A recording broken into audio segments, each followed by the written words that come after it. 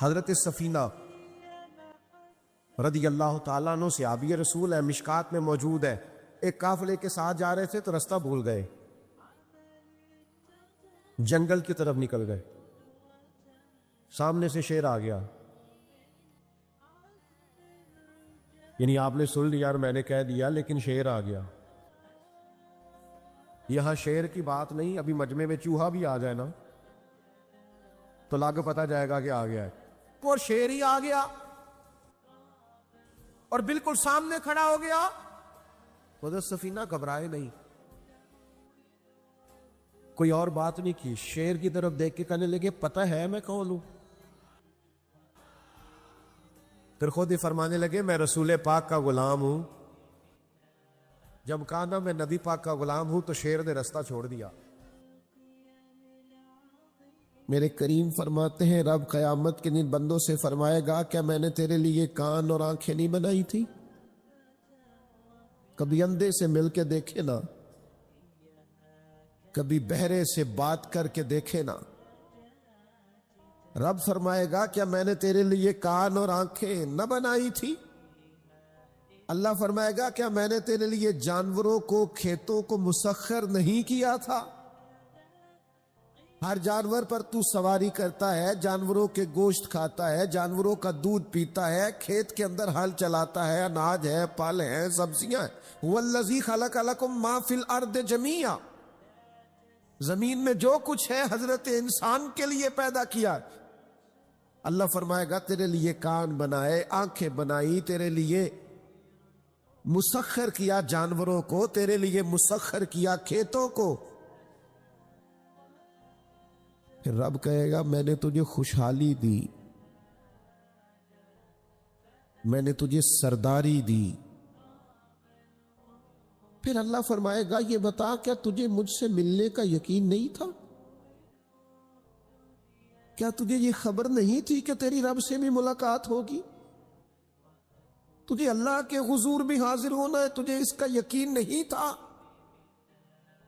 اور حدیث پاک کا جو آخری جملہ ہے وہ ہر دل پر دستک دیتا ہے. حضور فرماتے رب فرمائے گا میں بھی آج تجھے اسی طرح ہی فراموش کر دوں گا جس طرح تو نے مجھے بھلا دیا تھا. جا، تو نے اگر مجھے بھلا دیا تھا آج میں نے بھی تجھے فراموش کیا. دعا کرو ہمارے ساتھ یہ سلوک نہ ہو. ہم تو مالک کے کرم کی امید پر ہی قبر میں جائیں گے، اس کی رحمت کی امید پر ہی میدان محشر میں کھڑے ہوں گے. باقی پتہ سارا ہے سردار نو کیتی ادا، ایدہ پردہ پایا ہی تیرا پلا ہوسی. خبر تو ساری ہے، پتہ تو سارا ہے، علم تو سارا ہے. سب سے زیادہ ہم جانتے ہیں کہاں کہاں نافرمانی ہوئی. یاد رکھنا اس کے حضور کھڑے ہونا ہے، اللہ کے حضور جواب دینا ہے. اگر ظلم کیا ہے ملازم پر تو جواب پھر بھی دینا ہے، ظلم کیا ہے گاہک پر تو جواب پھر بھی دینا ہے، اگر ظلم کیا ہے پڑوسی پر تو جواب پھر بھی دینا ہے. فَوَرَبِّكَ لَنَسْأَلَنَّهُمْ أَجْمَعِينَ، محبوب تیرے رب کی قسم. اپنے لفظوں میں بات کروں، اللہ کہتا ہے محبوب میں تیرے رب دی قسم میں انہوں پوچھ لینا ہے، پوچھ لینا ہے. میں نے ان سے سوال کرنا ہے. اما کانوا یعملون، جو یہ عمل کرتے تھے پوچھوں گا، سوال کروں گا. اور میرے نبی پاک صلی اللہ تعالی علیہ وسلم کے غلاموں، اگر ظلم کیا ہے بیوی پر حساب پھر بھی دینا ہے، اگر وراثت کی تقسیم پر زیادتی کی ہے بہن بھائیوں سے حساب پھر بھی دینا ہے، اگر تربیت ٹھیک نہیں کی اپنے بچوں کی تو حساب پھر بھی. تم سربراہ تھے ایک ادارے کے، تمہارے پاس امانتیں آتی تھیں، بچے پڑھتے تھے، مجموع کے مجمع تم سے عقیدتیں رکھتے تھے، لوگ تمہیں نیک سمجھتے تھے، ہاتھ چومتے تھے، پھول پھینکتے تھے. تم نے بڑی عزتیں سمیٹی، تم نے خوشحالیاں اور سرداریاں سمیٹی. فَوَرَبِّكَ لَنَسْأَلَنَّهُمْ، تمہیں حساب دینا ہے. آج بڑے بڑے لوگ حساب کے ڈر سے کانپ گئے. بغداد کے شیخ عبد القادر جیلانی حرم مکہ میں سر سجدے میں رکھ کے کہنے لگے مہربانی کرنا مجھ سے حساب نہ لینا.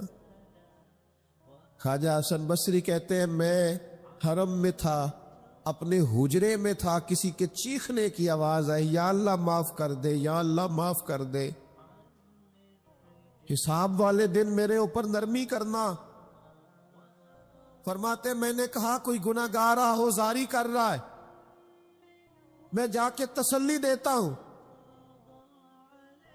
اور جب میں نے جا کے چہرہ دیکھا میں تے کلیجہ پھٹ گیا، وجود کانپ گیا، اور میں اس دعا کرنے والے کے قدموں سے لگ گیا. لوگوں تمہیں پتہ ہے وہ کون تھا جو دہائی دے رہا تھا کہ مالک حساب نہ لینا؟ وہ حسین کا کربلا میں تنہا بچ جانے والے صاحبزادہ امام زین العابدین تھے. وہ شیر خدا کا پوتا، فاطمہ کا جگر پارا، تعلیم امت کے لیے حرم مکہ میں اللہ کے حضور آہوزاریاں کرتا ہے. مالک وَلِمَنْ خَافَ مَقَامَ رَبِّهِ جَنَّتَانِ، اللہ کہتا ہے جو میرے سامنے کھڑے ہونے سے ڈرے گا میں 2 جنتیں دوں گا. امام زین العابدین حرم مکہ میں کہتے ہیں مالک حساب نہ لینا، مہربانی کرنا، پردے رکھنا. زین العابدین آپ کا تو پلو پکڑ کے ساری امت جنت میں جائے گی. آپ کے تو قدموں سے لگ لگ کے ہمارے باپ ہمارے دادا جنت میں جائیں گے. آپ کی دادی سیدہ پاک کے آنچل میں چھپ کے تو ہماری بیٹیاں پناہ مانگیں گی، ہماری مائیں ان کے قدموں سے لگیں گی تو جنت کے راستے کھلیں گے. امت کو تعلیم دیتے ہیں ڈرو نہ، اپنی زندگی سنوارو نہ، اپنے شب و روز پر توجہ کرو، بدل نہ جائے یار. اب کچھ اپنی آخرت کا تصور نہ بنائے، کچھ اپنے رب سے معافی نہ مانگے، قیامت میں حساب دینا. وہ کہتا ہے تمہیں سامنے، اور نبی پاک علیہ الصلوۃ والسلام کی احادیث، آثار اور ساری چیزیں سامنے رکھ کے علماء نے ایک نتیجہ نکالا ہے. فرمایا قیامت کے دن سب سے پہلا حساب علماء کا ہوگا. انہوں نے عزتیں زیادہ سمیٹی ہے نا. یہاں ایک دفعہ ایک ایم پی اے صاحب آئے ٹائم لینے کے لیے، میں نے معذرت کر لی، میں نے کہا میرے پاس وقت نہیں ہے. تو مجھے کہنے لگے لوگ تو ہمارے پیچھے بھی بڑے ہیں. میں نے کہا آپ کو لوگ ووٹ دیتے ہیں، ہم پر لوگ جان دیتے ہیں. اتنی اگر سعادتیں سمیٹی ہے تو پھر سنو نا، جنہوں نے یہ دعوے کیے ہیں کہ ہم دیندار ہیں، فرمایا پہلا حساب علماء کا ہوگا، دوسرا حساب مجاہدین کا ہوگا، تیسرا مالداروں کا ہوگا، اور فرمایا یہاں تک کہ اللہ تو صبح قیامت انبیاء کرام علیہم السلام سے بھی تبلیغ کے بارے میں سوال کرے گا. ہر ایک سے سوال ہونا ہے، ہم اپنی اپنی تیاری کریں قیامت کے روز کے لیے، آخرت کے دن کے لیے. یا ایھا الذین آمنوا اتقوا اللہ ولتنظر نفس ما قدمت لغد. اے ایمان والو اللہ سے ڈرو اور ہر نفس یہ سوچے کہ میں نے آخرت کے لیے آگے کیا بھیجا ہے. آؤ آج اپنے اپنے اعمال کا جائزہ لے. ہمارے لیے آج شام کھانے میں کیا ہے یہ سب کو پتا ہے. اس ماہ میرے گھر میں کیا آمدن ہے، کیا خرچ ہے، یہ سب کو پتا ہے. لیکن رب کہتا ہے وَلْتَنْظُرْ نَفْسٌ مَا قَدَّمَتْ لِغَدٍ، یہ بھی دیکھ تو نے اپنی قبر کے لیے آگے کیا بھیجا ہے، آخرت کے لیے آگے کیا بھیجا ہے۔ یہ دیکھ قیامت والے دن کے لیے تیرے پاس سرمایہ کیا ہے، وہاں جب اللہ کے حضور حاضر ہونا ہے تیرے پاس پیش کرنے کو کیا ہے۔ جناب صدیق کے پاس پیش کرنے کو وفا ہے، امت کی خدمت گزاری ہے جناب عمر کے پاس، جناب عثمان غنی کے پاس سخاوت ہے، مولا علی نے ہر میدان میں تلوار چلا کے اسلام کا جھنڈا بلند کیا ہے، حسین ابن علی نے سر دے کر اللہ کے حضور نظر پیش کی ہے۔ میں بھی سوچوں نا یار، آپ بھی سوچے نا، نعمتوں کی بہتات کتنی، ہماری بھری ہوئی تجوریاں، ہمارے آنگن میں کھیلتی ہماری اولادیں، ہمارے ارد گرد ہمارے دوستوں کی لائنیں، ہمارے دسترخوان پر بچھی ہوئی نعمتیں، ہمارا تندرست وجود، ہماری بولتی زبان، ہماری دیکھتی آنکھیں، ہمارے سنتے کان، ہماری سانس لیتی روح، اس سارے وجود سے ہم نے کیا اکٹھا کر کے اپنی آخرت کے لیے بھیجا ہے؟ صبح قیامت کے لیے ہم نے سامان کیا کیا ہے؟ اللہ کے حضور جب ہمیں جواب دینا ہے تو ہمارے دامن میں کیا ہے، کیا پیش کرنا ہے؟ آج اپنے دل سے، اپنی روح سے یہ سوال ہمیں ضرور کرنا ہے، اور ایک بار نہیں 100 بار کرنا ہے، اور بار بار کرنا ہے۔ نبی پاک صلی اللہ تعالی علیہ وسلم نے ارشاد فرمایا ہے، حضور فرماتے 5 سوال پوچھے گا رب قیامت کے دن، اور جب تک تم ان سوالوں کے جواب نہیں دو گے تمہیں ہلنے نہیں دیا جائے گا۔ ایک یہ پوچھا جائے گا عمر کہاں گزری، سارا وقت ضائع ہو گیا موبائل پہ، سارا ٹائم ضائع ہو گیا خوش گپیوں میں، شغل میں آنا جانا، عمر ساری قیمتی وقت ضائع کر دیا۔ اور پھر ایک سوال، اسی سوال سے متعلقہ دوسرا ہوگا جوانی کہاں گزاری، وہ ساری کھیل کود میں گزر گئی، لہو و لعب میں گزر گئی، گیموں میں گزر گئی، یہ سوال ہوگا۔ اور تیسرا سوال رب پوچھے گا بتاؤ نا مال کہاں سے کمایا، ذرائع آمدن بتاؤ، دنیا میں تو تم نے دھول جھونک لی جہاں دھوکنی تھی، یہاں بتاؤ کہاں سے کمایا، اور کما کر میں تم مالک نہیں ہوئے۔ چوتھا سوال یہ پوچھا جائے گا بتاؤ مال خرچ کہاں کیا، اور میرے نبی پاک فرماتے ہیں 5واں سوال یہ ہوگا یہ بتاؤ اپنے علم پر عمل کتنا کیا۔ لیکچر دینا آسان ہے، تقریر کرنا آسان ہے، واعظ کرنا آسان ہے، سمجھانا آسان ہے، فیس بک پر اچھی نصیحت لکھ دینا آسان ہے، روز صبح واٹس ایپ پہ سب کو بہترین نصیحتیں بھیجنا آسان ہے، لیکن قیامت کے سوالوں میں سے ایک معتبر سوال ہے، بخاری میں موجود ہے، 5 سوالوں میں سے آخری سوال یہ ہے کہ جو تم جانتے تھے، جس کا تمہیں علم تھا، جو تم نے سیکھا تھا، جو تم نے پڑھا تھا، اس پر تمہارا عمل کتنا تھا؟ کس کو نہیں پتا نماز فرض ہے؟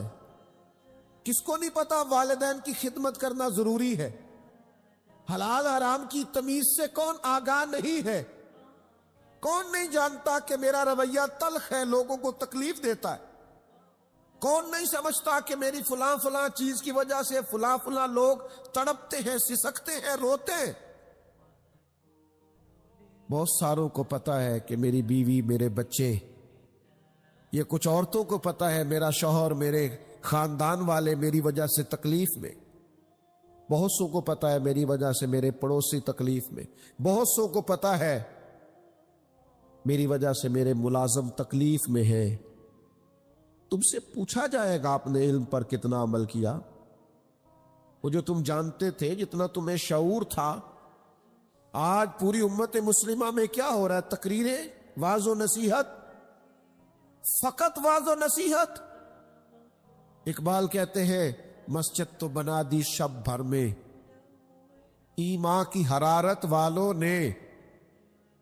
اور یہ دیکھنا کیا کہتے من اپنا پرانا پاپی تھا، برسوں میں نمازی بن نہ سکا. اور اقبال بڑا اپدیشک ہے، من باتوں میں موہ لیتا ہے. بڑی سونی باتیں کرنی آتی ہے ہمیں. اقبال بڑا اپدیشک ہے، یہ من باتوں میں موہ لیتا ہے پر گفتار کا قاضی ہے یہ بنا. کردار کا غازی بن نہ سکا. گفتار کا قاضی غازی بننا آسان ہے، لیکن اپنے عمل میں نکھار لانا. ہاں، سب سے پہلے دو چیزوں کا حساب ہونا قیامت میں، یاد رکھیے گا. اعمال میں سب سے پہلے نماز کا حساب ہوگا. حضور نے فرمایا کافر اور مومن کے بیچ فرق ہی نماز کا. اور حقوق العباد میں سب سے پہلے قتل کا حساب ہوگا. یہ دو حساب سب سے پہلے. اور کچھ لوگ ایسے بھی ہوں گے جن کا حساب آسان ہوگا. نبی پاک علیہ السلام نے وہ 3 لوگ بھی بتائے ہیں جن سے میرا مالک آسان حساب لے گا. یا رسول اللہ کون کون سے؟ حضور نے فرمایا جس سے لوگ توڑتے تھے پر وہ جوڑتا تھا، رب آسان حساب لے گا. اور کریم فرماتے ہیں یہ آپ نے بھولنے نہیں، یہ لب لباب ہے ساری گفتگو کا، یاد رکھ. فرمایا جو تجھے محروم کرے اسے عطا کر، جو تجھ سے توڑے تو اس سے جوڑ، اور جو تجھ سے زیادتی کرے تو اسے معاف کر دے. اللہ قیامت میں تجھ سے آسان حساب لے گا. اللہ تیرے لیے قیامت میں آسانی پیدا کر دے گا. میرے بھائیوں، ایک اور بندہ بھی ہے جس سے قیامت میں بڑا آسان حساب ہوگا. کریم محبوب علیہ السلام نے فرمایا جس کے سینے میں حسد نہیں نہ ہوتا، جس کے دل میں بغض نہیں ہوتا، جس کے دل میں کینہ نہیں ہوتا. سانو تخت ہزارے دی لوڑ کی ہے، وہ اسی کسے دے کچھ بھی نہیں لگ دے، نہ کوئی ساڈا دردی. وہ جو سینہ بالکل، جن کا سینہ بے کینہ ہوتا ہے نا، کشادہ دل، سب کے لیے پیار، سب کے لیے محبت، سب کے لیے وارفتگی، ہر ایک، سارے سمجھتے ہیں مجھ سے ہی پیار زیادہ ہے. سینہ کشادہ ہے، دل بڑا ہے. فرمایا جن کے سینے کشادہ ہوں گے، بغض سے، عداوت سے، حسد سے، کینے سے پاک ہوں گے، اللہ قیامت میں آسان حساب لے گا. اچھا، میرا وجدان کہتا ہے کہ میرے نبی پاک کے پاک لفظوں کا معنی یہ ہے قیامت میں رب ان سے فرمائے گا جاؤ میں نے تمہیں معاف کیا. جن کے سینے صاف ہوں گے، دل صاف ہوں گے، پاک ہوئے تے پاک ہی ملدا ہی، بنا پاکو پاک نہیں ملدا. سارے وجود نو دھون دے نالوں اکو دھولا ہے ٹکڑا دل دا. دل ہو صاف، دل ہو کشادہ. 14 طبق دلے دے اندر اسا تمبو وانگو تانے ہوں. یہ تمبو دیکھ رہے ہو نا، چھاؤں دے رہا ہے نا، جل رہا ہے نا. درویش کہتے ہو 14 طبق میرے دلے دے اندر تے میں تمبو وانگو تانے ہوں، دل دریا سمندروں ڈونگے. یہ کون دلاں دیاں جانے ہوں ایسا کیتی ہے جان حوالے رب دے. ایسا عشق کمایا مرن تو پہلو ہی مر گیا باہو، تاں مطلب نو پایا ہے. چھوڑ دیے جائیں سارے کینے. جب قیامت میں اللہ کے حضور حاضری کا ڈر ہو نا، تو پھر نہ بندہ بددیانت نہیں ہوتا، بے ایمان نہیں ہوتا. لاکھوں کروڑوں اربوں بھی آئیں تو کبھی بھی اس کی رال نہیں ٹپکتی، کبھی بھی اس کا دل للچاتا نہیں. اور اگر لوگ بددیانت ہو جائیں تے چوری ککھ دی بھی تے چوری لاکھ دی بھی، پھر لوگ 1 روپیہ بھی نہیں چھوڑتے، پھر ذرا سی بات پہ بددیانت ہوتے ہیں. صحیح بخاری مسلم میں حدیث ہے. نبی پاک علیہ السلام فرماتے ایک شخص نے زمین بیچی، دوسرے نے خرید لی. جب وہ خریدنے والے نے اسے کھودا تو اندر سے خزانہ نکل آیا. مجھے بتاؤ خزانہ نکلے تو لوگ چھپاتے نہیں پھرتے؟ لوگ تہ کے اندر نہیں لے کے جاتے. وہ خزانہ نکل آیا. اس نے کیا کیا؟ وہ لے کے اس شخص کے پاس چلا گیا جس سے اس نے زمین خریدی تھی. کہنے لگا یار تیری زمین سے خزانہ نکل آیا, میں نے زمین خریدی تھی, خزانہ تو نہیں نہ خریدا تھا. یہ ذرا دیانت کا عروج دیکھو, تقوی کا نور دیکھو, یہ دیکھو باطن کیسے تھے لوگوں کے. اربوں کروڑوں روپیہ یہ حضور بیان فرما رہے ہیں, بخاری مسلم میں موجود ہے. کریم فرماتے ہیں اس شخص نے جا کے کہا بھئی میں نے زمین خریدی تھی, خزانہ نہیں خریدا تھا, لہذا یہ تیرا ہے. وہ بھی رب کا بندہ تھا. کہنے لگا میں نے نا زمین بیچی تھی اور جو کچھ ہے وہ سارا ہی بیچ دیا تھا, لہذا نکل آیا تو تیرا ہی ہے. میرا ہوتا تو جب میرے پاس تھی تب نکلتا, لہذا تیرا ہی ہے. دونوں میں بحث ہونے لگ گئی. وہ کہتا ہے تو رکھ, وہ کہتا ہے. آج کل کیا ہوتا ہے, وہ ذرا مہنگی ہو گئی نا, سڑک گزر گئی, کہتے ہیں مکر جاؤ. زمین ذرا مہنگی ہو گئی ہے, کوئی تھوڑا ریٹ اور لگ گیا, خزانہ نکل آیا. حضور فرماتے وہ دونوں ایک دانا کے پاس گئے اور جا کے کہا یار یہ مسئلہ بن گیا ہمارے لیے, خزانہ نکل آیا زمین سے. تو اب میں اسے کہتا ہوں تو لے واپس, چونکہ تیری زمین سے نکلا ہے. تو یہ کہتا ہے میں نے زمین بیچی تو خزانہ بھی بیچ دیا. وہ دانا کہنے لگا تمہاری کوئی اولاد بھی ہے؟ ایک کہنے لگا میری بیٹی ہے, دوسرا کہنے لگا میرا بیٹا ہے. کہنے لگا دونوں کی شادی کر دو اور خزانہ دونوں کو دے دو. اور میرے بھائی جب حضرت شیخ ابو الحسن ایک درویش تھے مصر میں, ہر روز دعا مانگتے تھے یا اللہ تاجر کی ان 2 بیویوں پہ رحم فرما, یا اللہ اس تاجر کی 2 بیویوں پہ رحم فرما. لوگوں نے کہا حضور یہ کیا معاملہ ہوا؟ فرمانے لگے یہاں مصر میں ایک تاجر رہتا تھا, اسے اکثر و بیشتر تجارت کی غرض سے ملک شام جانا پڑتا, تو اس نے سوچا وہاں نکاح نہ کر لوں. اس نے وہاں نکاح کر لیا. مالدار تھا, وہاں ایک بیوی رکھ لی, مکان رکھ لیا. اب یہ جو بیوی مصر میں تھی نا, اسے تھوڑا شک گزرا. بیوی بڑی گہری جاسوس ہوتی ہے. اسے سمجھ آ گئی کہ بدلے بدلے سے میرے محبوب نظر آتے ہیں. اسے سمجھ آ گئی کہ دھلے دھلے کپڑے آتے ہیں, وہ کیفیت ہی نہیں پہلے جو رنگ ہوتا تھا. ایک شخص کو پیسے دیے, کہا ذرا اس کی جاسوسی تو کر. شیخ فرماتے وہ ملک شام پہنچا, اس کے پیچھے پیچھے وہاں جا کے اس نے واپس آ کے خبر دی کہ تیرے شوہر نے تو نکاح کیا ہوا. لیکن اتفاق کی بات یہ کہ اس دفعہ جب یہ سفر سے آیا تو شدید بیمار تھا. بیوی حوصلے والی تھی, صبر والی تھی. اس نے سوچا کہ ذرا صحت اس کی ٹھیک ہوتی ہے تو پھر میں اس سے بات کروں گی کہ تم نے مجھے بتایا ہی نہیں اور نکاح کر لیا ہے. لیکن اس کی طبیعت ٹھیک نہ ہوئی, وہ زیادہ بیمار ہوا حتیٰ کہ انتقال کر گیا. اولاد کوئی نہیں تھی. اس بیوی نے عدت گزاری اور پھر جتنی جائیداد تھی اس کا وہ حصہ جو دوسری بیوی کا بنتا تھا وہ سارا اونٹوں پہ رکھا اور مصر سے لے کر شام پہنچی اپنے بھائیوں اور عزیزوں کے ساتھ. اور اسے جا کے کہنے لگی زمانہ تو نہیں جانتا پر میں تو جانتی ہوں نا, اللہ کو جواب دینا ہے. اس کی تو بھی بیوی ہے, جتنی میں حقدار ہوں تو بھی حقدار ہے, لہذا یہ حصہ تیرا رکھ لے.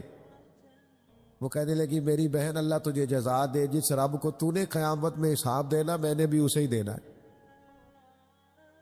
میرا شوہر یقیناً میرا شوہر تھا, میرا اس سے نکاح ہوا تھا, پر اس دفعہ جب وہ آیا تو شدید بیمار تھا. کہنے لگا شاید میں بچ نہ سکوں. وہ ایک مکان مجھے دے گیا, کچھ مجھے میرا حصہ دے گیا اور مجھے طلاق دے گیا. کہنے لگا کہ تو جہاں چاہے نکاح کر لینا, میری صحت مجھے لگتا ہے کہ اب وقت جانے کا آ گیا. کہنے لگی بہن چونکہ مجھے طلاق ہو گئی تھی اب میں اس میں سے حصے دار. شیخ فرماتے گواہ دونوں کے پاس کوئی نہیں تھا. پر دونوں اللہ کو جواب دینا چاہتی تھی. اس تقوی کا مظاہرہ کیا. فرماتے میرا دل کرتا ہے جب بھی نماز پڑھتا ہوں تاجر کی دونوں بیویوں کے لیے دعا کرتا. فَوَا رَبِّكَ لَنَسْأَلَنَّهُمْ أَجْمَعِينَ. محبوب تیرے رب کی قسم قیامت میں ان سے حساب لوں گا. یہ جو آخرت کا تصور ہے نا، حضرت ابو ذر غفاری رضی اللہ تعالیٰ عنہ نے اپنے غلام سے کہا جو بہترین اونٹ ہے وہ اللہ کے رستے میں خرچ کر دو، خیرات کر دو، بہترین. شام کو سیدنا ابو ذر غفاری رضی اللہ تعالیٰ عنہ تشریف لائے تو وہ جس اونٹ کے بارے میں آپ اشارہ کر کے گئے تھے خرچ کر دینا، اللہ کے رستے میں دے دینا، وہ بندھا ہوا ہے، اور اس سے جو دوسرے نمبر کا کم، اس سے جو کم قیمت کا تھا، باقی سب میں بہتر لیکن اس سے کم قیمت کا وہ اونٹ آپ کے غلام نے اللہ کے رستے میں خرچ کر دیا، خیرات کر دیا. تو آپ فرمانے لگے یار میں نے تمہیں کہا تھا یہ اونٹ دینا.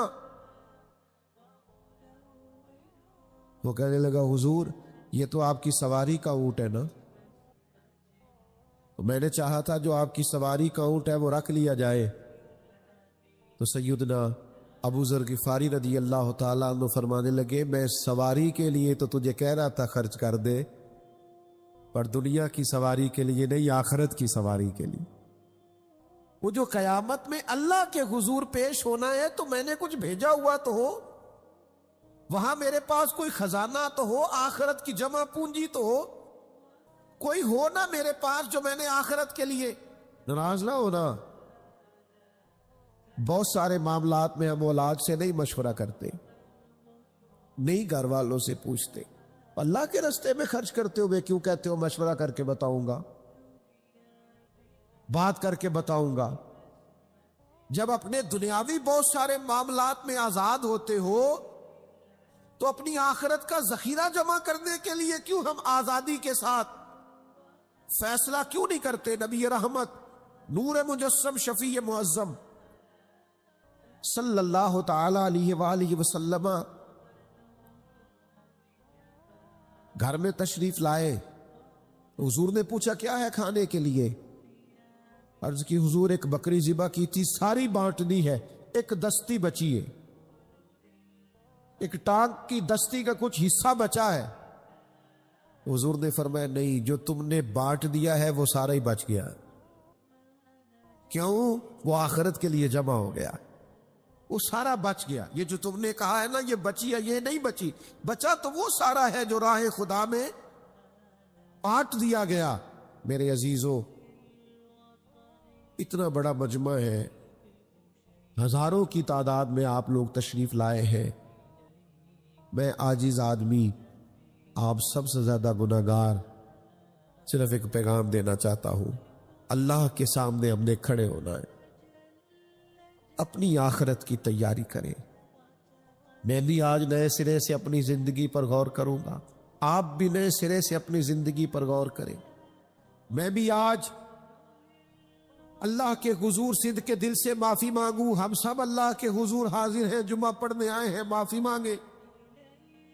سارے اپنے رب کی بارگاہ میں عرض گزار ہو کہ ہمارا مالک ہمارے اوپر فضل کرے اور ہمیں ایسی توفیق دے کہ ہم اپنی آخرت کے لیے کوئی ذخیرہ کر سکے. آخرت کی فکر بڑی اہم چیز ہے. آخرت کی وہ کچھ لوگ کہتے ہیں نا فکر نہ کرو، فکر نہ کرو، فکر نہ کرو. سارے دوست یہی کہتے ہیں، آپ میرے قریبی ہیں، میں آپ سے کہتا ہوں فکر کرو، فکر کرو، فکر کرو، اور اپنی آخرت کی فکر کرو. 2-2.5 سال ظاہری طور پر عمر کم تھی حضرت صدیق اکبر کی نبی پاک سے، لیکن ایک دن حضرت صدیق اکبر نے عرض کی یا رسول اللہ صلی اللہ تعالی علیہ وسلم، میں دیکھ رہا ہوں آپ پر تو بڑھاپا آ گیا ہے، بال مبارک سفید ہو رہے. تو حضور فرمانے لگے سورہ ہود، سورہ واقعہ، سورہ مرسلات، فرمایا اس طرح کی صورتوں نے مجھے بوڑھا کر دیا. کیوں؟ ان میں قیامت کا ذکر ہے، ان میں آخرت کا ذکر ہے، اللہ کے حضور حاضری کا ذکر. ان صورتوں نے، ان کی فکر نے، حضور فرماتے ہیں یہ ترمذی شریف میں موجود ہے، مجھے بوڑھا کر دیا ہے۔ ہم بھی بوڑھے ہو گئے ہیں پر اولاد کی فکر میں، ہم بھی بوڑھے ہو گئے ہیں مال کی فکر میں، ہمیں بھی کچھ تھوڑی فکر کرنی چاہیے آخرت کی۔ آج سے تیاری شروع کرے، ابھی سے اپنی آخرت کے لیے غور و فکر شروع کرے۔ ایک بات عرض کر، آخرت کی فکر ہونا تو پھر بندہ بندوں کے معاملے میں بھی محتاط ہوتا ہے، بلا وجہ الزام نہیں لگاتا، بلا وجہ بدنام نہیں کرتا۔ میں نے آج آپ کی خدمت میں اس جمعے میں ایک خاص اپنے دل کا درد رکھنا ہے، کسی کے بارے میں بھی پروپیگنڈا چھوڑ دے، کسی شخص کے بارے میں بھی غلط بات کرنی چھوڑ دے، پڑوسی، دوست، احباب، محلے دار، جس کے بارے میں حقائق کا نہیں پتا، اس کے بارے میں ہمیں اللہ کے حضور حاضر ہونا ہے، جواب دینا ہے۔ کوئی بھی کسی بھی کی عزت پر ہاتھ ڈالنا چھوڑ دے۔ اسلام میں چور کی سزا ہاتھ کاٹنا ہے، لیکن اسلام پہلے غور کرتا ہے چوری کیوں کی، اسباب کیا بنے۔ حضرت عباد بن شرجیل رضی اللہ تعالیٰ عنہ کہتے ہیں میں نے اپنے پڑوسی کی باغ سے کچھ پھل لے لیے تھے، کچھ کھا لیے تھے، کچھ میں نے اپنی چادر کے پلو میں چھپا لیے۔ ابن ماجہ میں موجود ہے، مسند احمد میں موجود ہے، دیگر کئی کتب احادیث میں موجود ہے۔ فرماتے اس نے مجھے پکڑ لیا، حضور کی بارگاہ میں لے گیا،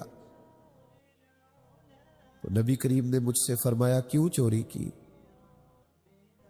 بات کو سمجھنا، عرض کی حضور بچے بھوکے تھے، تکلیف میں آ گیا۔ اب پتہ اس چوری کے لیے حضور نے کیا فیصلہ کیا؟ نبی پاک اس کے پڑوسی سے فرمانے لگے جب بھوکا تھا تم نے روٹی کیوں نہیں دی؟ جب یہ جاہل تھا علم کیوں نہیں دیا؟ اور فرماتے ہیں میری سزا حضور نے یہ سنائی کہ ایک اونٹ بھر کے مال کا مجھے دیا گیا۔ دوستو، الزام تو لگا دیتے ہو کہ فلاں غریب آدمی بار بار مانگتا ہے، فلاں بار بار ستاتا ہے، فلاں قرض مانگتا ہے۔ اپنی آخرت سے ڈرے، دیکھے تو صحیح لوگ مجبور کیوں ہیں، تنگ دست کیوں ہیں، پریشان کیوں ہیں۔ اس جگہ پر جائیں، الجھے الجھے بکھرے بکھرے روز و شب، پوچھے گا کون؟ لوگ تیرا جرم پوچھیں گے، سبب پوچھے گا کون؟ لوگ پوچھتے ہی نہیں، توجہ ہی نہیں کرتے کہ جرم کیوں ہوا، اس کی نوعیت تک لوگ جاتے ہی نہیں۔ خدا را جناب عبداللہ ابن عمر خود فرماتے ہیں کہ سرکار نے مجھ سے پوچھا کہ عبداللہ یہ بات ٹھیک ہے کہ تم ہر روز ہی نفلی روزہ رکھتے ہو اور ہر رات ہی نفلی عبادت کرتے ہو؟ تو میں نے عرض کیا یا رسول اللہ صلی اللہ تعالی علیہ وسلم ایسا ہی ہے۔ اللہ کے پیارے حبیب علیہ الصلوۃ والسلام نے فرمایا ایسا نہ کرو۔ وہ نفلی روزہ رکھتے تھے، ہر روز ہر رات نفلی عبادت کرتے تھے، تو محبوب نے ان سے تصدیق کرانے کے بعد فرمایا ایسا نہ کرو، کبھی روزہ رکھا کرو، کبھی افطار کیا کرو، اور فرمایا کبھی نماز پڑھا کرو، کبھی سو جایا کرو۔ کیوں؟ اس لیے کہ حضور فرمانے لگے تمہارے جسم کا بھی تم پر حق ہے، تمہاری آنکھ کا بھی تم پر حق ہے کہ اسے نیند آتی ہے، تمہاری بیوی کا بھی تم پر حق ہے، اور فرمایا تم سے جو ملاقات کرنے کے لیے آتا ہے اس کا بھی تم پر حق ہے۔ تو یہ لفظ کہہ کے کہ تمہارے اپنے اوپر بھی حقوق ہیں، تمہاری ذات کے بھی تم پر حق ہے۔